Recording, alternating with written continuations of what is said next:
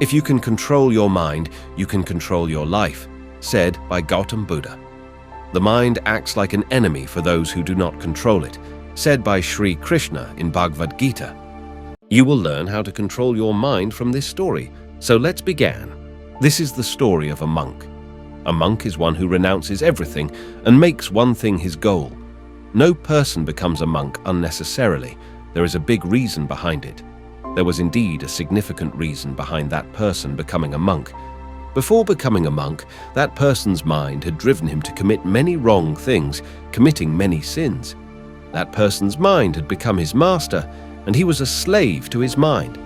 Even after acquiring every happiness and opulence in life, that man still had a lot of pain in his heart. This mental anguish compelled him to become a monk.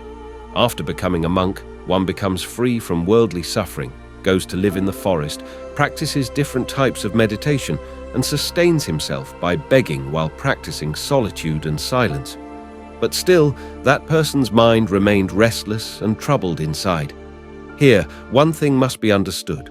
The starting point of meditation is when it can be initiated, even when your mind is calm and listens to you.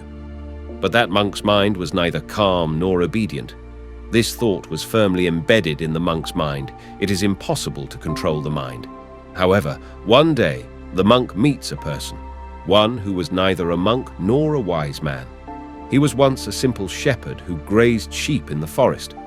The shepherd approaches him and asks, "Can I help you? You look very upset. I have observed for several days that you are very restless. I can assist you if you wish." After hearing the shepherd's offer, the monk responds, "How can you help me? You are a worldly person who is entrapped in his illusions." Hearing this, the shepherd tells the hermit, "I can help you. I know how to control my mind." The monk bursts into laughter upon hearing this from the shepherd. He says, "What did you say? You know how to control the mind? I left everything and came to the forest, yet I am still a slave to my mind, and you're claiming that you can tame it." The shepherd responds, "It is not necessary to relinquish everything to control the mind, nor is it necessary to live in the forest. There is only one thing that is crucial to abandon." The monk inquires, "What is that one thing?" The shepherd reveals, "The thing is false information. Whatever information we have absorbed until today has shaped our minds."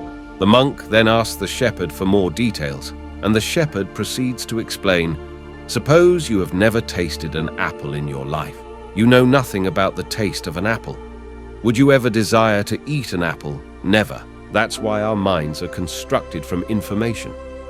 The monk is intrigued by the shepherd's words and asks him to elaborate further.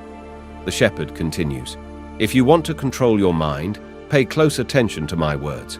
You can tame your mind by examining its origins. The mind is constructed from information, and our bodies have 5 gateways of information.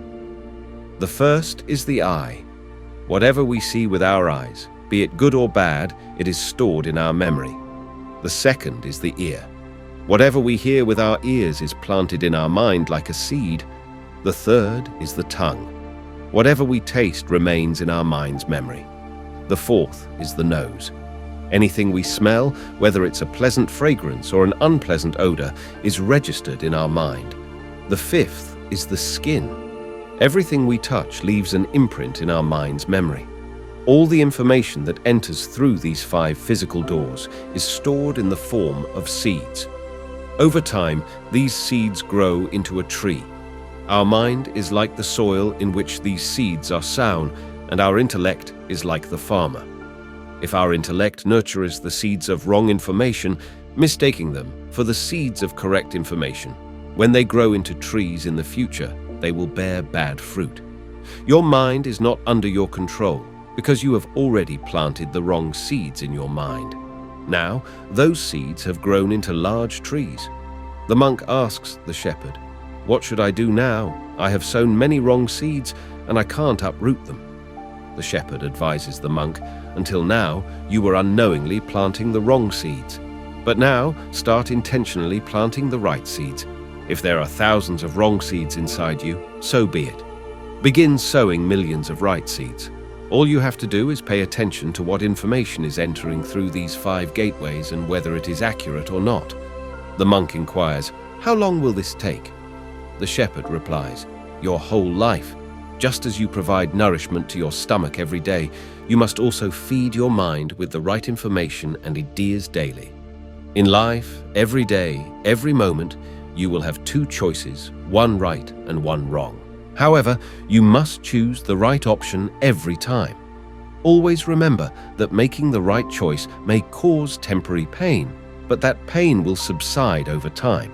So, no matter how much pain you experience inside, you must choose the right path every time. The more you make the right choices, the more you plant the right seeds within you. When the number of right seeds surpasses the number of wrong ones, your mind will finally be under your control. But for that day to arrive, you must begin your efforts today." The monk understood the shepherd's wisdom and insight. Subscribe to the channel for more videos. Thank you for watching.